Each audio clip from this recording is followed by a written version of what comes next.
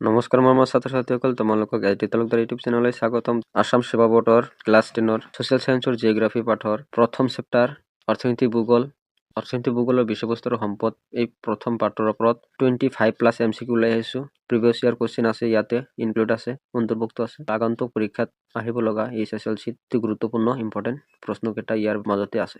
সেৱা class 10 geography অৰ্থনীতি ভূগোলৰ কমন 25+ MCQ উত্তৰ সহ আছে। প্ৰথম কোশ্চিন, ভূগোল শব্দটো মূলত কোন ভাষাৰ পৰা আহিছে? এইটো গ্ৰীক ভাষাৰ পৰা আহিছে। দ্বিতীয় প্ৰশ্ন, গ্ৰীক ভাষা জিঅ' শব্দৰ অৰ্থ কি? জিঅ' শব্দৰ অৰ্থ হ'ল পৃথিৱী। তৃতীয় প্ৰশ্ন, ভূগোলক কোনে প্ৰথম অৰ্থনীতি বিজ্ঞানৰ সমন্বয় কৰিছিল? এইটো এৰিষ্টটল। 4 নম্বৰ প্ৰশ্নটো হ'ল, জিঅ'গ্ৰাফী নামৰ গ্ৰন্থখন কোনে লিখিছিল? এষ্ট্ৰ'ব লিখিছিল, এষ্ট্ৰ'ব। পঞ্চম কোশ্চিন, ভূগোলৰ বৌদ্ধিক জনক ফাদাৰ অফ মডাৰ্ণ জিঅ'গ্ৰাফী বুলি কাক জনা যায়? Alexander F Humboldt. Option C is the right answer, হাম্বল্টক জনা যায়। প্ৰশ্ন 6, প্ৰাচীন ভূগোলক জনক বুলি কাক জনা যায়? হেকাটিয়াছক জনা যায়। 7 নম্বৰ প্ৰশ্নটো হ'ল, অৰ্থনীতি ভূগোলৰ মূল কি অধ্যয়ন কৰে? উৎপাদন, বণ্টন আৰু ব্যৱহাৰ।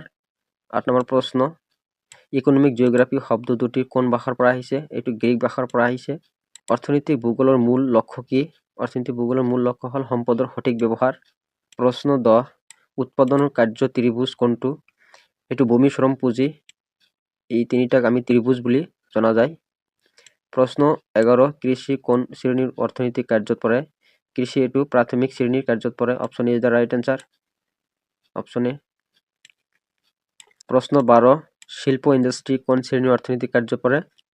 এইটো দ্বিতীয় শ্ৰেণীৰ কাৰ্যত পৰে, দ্বিতীয় শ্ৰেণীৰ অৰ্থনীতিৰ কাৰ্যত পৰে। প্ৰশ্ন 13, পৰিবহণ আৰু সংযোগ ব্যৱস্থা কোন শ্ৰেণীৰ কাৰ্যত পৰে? এইটো তৃতীয় শ্ৰেণীৰ কাৰ্যত পৰে। পৰিবহণ যোগাযোগ ব্যৱস্থা, পৰিবহণ আৰু যোগাযোগ ব্যৱস্থাটো তৃতীয় শ্ৰেণীৰ অৰ্থনীতিৰ ভিতৰত পৰে। প্ৰশ্ন 14, কৃষিভিত্তিক অৰ্থনীতি কোন দেশৰ দেখা যায়? এইটো ভাৰতত দেখা যায়, আমাৰ ভাৰতত। 15 নম্বৰ কোশ্চেন, উদ্যান ৰোপণ কোনটো এক ফচলীয়া বৃহৎ খেতি? প্ৰশ্ন 16, অৰ্থনৈতিক ভূগোলৰ বজাৰ শব্দৰ অৰ্থ কি? পণ্য কিনা বেচা কৰা, পণ্য কিনা বেচা কৰা স্থান। প্ৰশ্ন 17, প্ৰাকৃতিক সম্পদৰ উদাহৰণ কোনটো? প্ৰাকৃতিক সম্পদৰ উদাহৰণ হ'ল লোহা, কয়লা আৰু পানী। এইটো option C is the right answer. Question 18, man is a resource maker কথাটি কোনে কৈছিল? এইটো ৰিটাৰে কৈছিল। Option is the right answer. প্ৰশ্ন 19, পৰ্যটক যোগাযোগ কোন শ্ৰেণীৰ অৰ্থনৈতিক কাৰ্য পৰে? এইটো তৃতীয় শ্ৰেণীৰ অৰ্থনৈতিক কাৰ্যত পৰে। এইটো প্ৰশ্ন 20, প্ৰাকৃতিক গেছ কোনটো সম্পদ? এইটো অনৱীকৰণযোগ্য সম্পদ, কাৰণ নৱীকৰণযোগ্য সম্পদ মানে হ'ল আমি ব্যৱহাৰ কৰাৰ পিছত আকৌ আমি ব্যৱহাৰ কৰিব পাৰোঁ, কিন্তু এই প্ৰাকৃতিক গেছটো আমি এবাৰ ব্যৱহাৰ কৰিলে আকৌ এবাৰ ব্যৱহাৰ কৰাৰ সুযোগ নাথাকে, বাবে এইটো আমি অনৱীকৰণযোগ্য সম্পদ বুলি ক'ব লাগিব। প্ৰশ্ন 21, জ্ঞান, তথ্য, শিক্ষা, গৱেষণা কোন শ্ৰেণীৰ অৰ্থনৈতিক কাৰ্য পৰে? এইটো হ'ল চতুৰ্থ শ্ৰেণীৰ অৰ্থনৈতিক কাৰ্যত পৰে। কি কৈছে ইয়াত? জ্ঞান, তথ্য, শিক্ষা, গৱেষণা এইসকল কোন শ্ৰেণীৰ অৰ্থনৈতিক কাৰ্যত পৰে? অৰ্থনীতি ভূগোলৰ কোনটো কাৰ্যত পৰে? এইটো চতুৰ্থ শ্ৰেণীৰ অৰ্থনৈতিক কাৰ্যত পৰে। এইটো প্ৰশ্ন 22, ছাগল গৰু পালন কোন শ্ৰেণীৰ কাৰ্যত পৰে? এইটো হ'ল প্ৰাথমিক শ্ৰেণীৰ কাৰ্যত পৰে। এইটো option is the right answer. প্ৰশ্ন 23, সুতৰ কাপোৰ কোন খণ্ডৰ অন্তৰ্ভুক্ত? এইটো বস্ত্ৰ অৰ্থনীতিৰ বা বস্ত্ৰ শিল্পৰ অন্তৰ্গত। কোশ্চেন 24, দেশৰ অৰ্থনৈতিক বৃদ্ধি কিহৰ ওপৰত নিৰ্ভৰ কৰে? এইটো সম্পদৰ সঠিক ব্যৱহাৰৰ ওপৰত নিৰ্ভৰ কৰে। Option B is the right answer. প্ৰশ্ন 25, অৰ্থনৈতিক ভূগোলৰ মূলত কোনটো অধ্যয়ন কৰা হয়? এইটো মানুহৰ সম্পদৰ পৰিবেশৰ সম্বন্ধ। Option B is the right answer. Question 26, তলত কোনটো অজৈৱীয় সম্পদ? এইটো মাইণ্ড কৰিব, অজৈৱীয় সম্পদ বায়ুটো অজৈৱীয় হয়, গছ গছনি, ভেঁকুৰ এইবোৰ হ'ল জৈৱিক সম্পদ। প্ৰশ্ন 27, তলৰ কোনটো অনৱীকৰণযোগ্য সম্পদ? এইটো মাইণ্ড কৰিবা, অনৱীকৰণ কৈছে নে নৱীকৰণ কৈছে?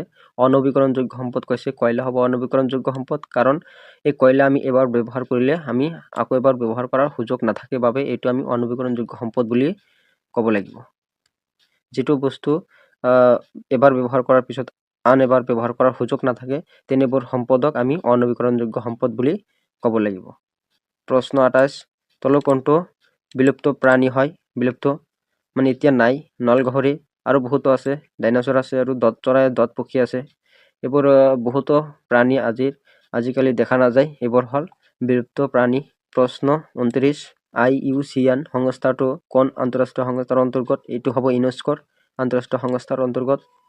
এইটো পৰীক্ষাত আহিছিল, প্ৰিভিয়াছ ইয়াৰ কুৱেশ্যন হয় এইটো ইউনেস্কোৰ স্বীকৃতিপ্ৰাপ্ত।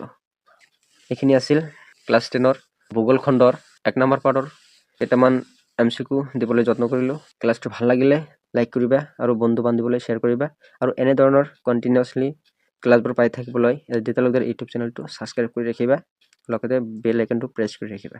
থেংকছ ফৰ ৱাচিং দ্য ক্লাছ। জয় আই অসম।